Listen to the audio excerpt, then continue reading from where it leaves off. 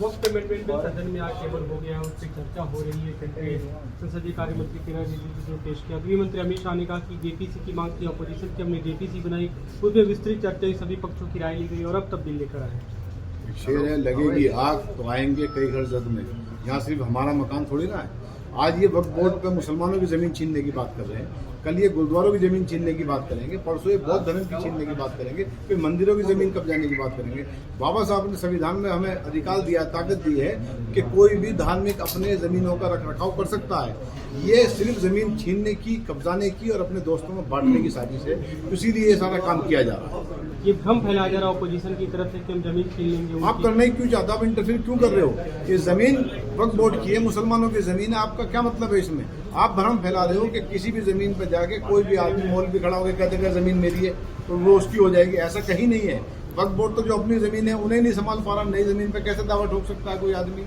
इसमें जो लोग शामिल है, जो इनकी मदद कर रहे हैं, चाहे वो नायडू जी हों, चाहे नीतीश कुमार जी हों, चाहे वो चिराग पासवान हो, सब इसमें शामिल है। आप कल को जाके वोट मांगते हो मुसलमानों के नाम पे हिमायती बन के, और आज आप इसके विरोध में आप वोट कर रहे हो, ये अच्छी बात नहीं है। इसका जवाब आपको देना पड़ेगा। किरण रिजिजू ने ये भी कहा कि अगर हमें बिल लेकर नहीं आते तो आने वाले दिनों में, क्योंकि दावा ऐसा ठोका गया है कि पार्लियामेंट भी वक्त की जमीन पे, पार्लियामेंट वक्त की जमीन पे नहीं है। किसने कहा है कि वक्फ बोर्ड की जमीन पे है? ऐसे तो पूरा हिंदुस्तान को कोई भी खड़े होकर कहते हैं वक्फ बोर्ड की जमीन पे है।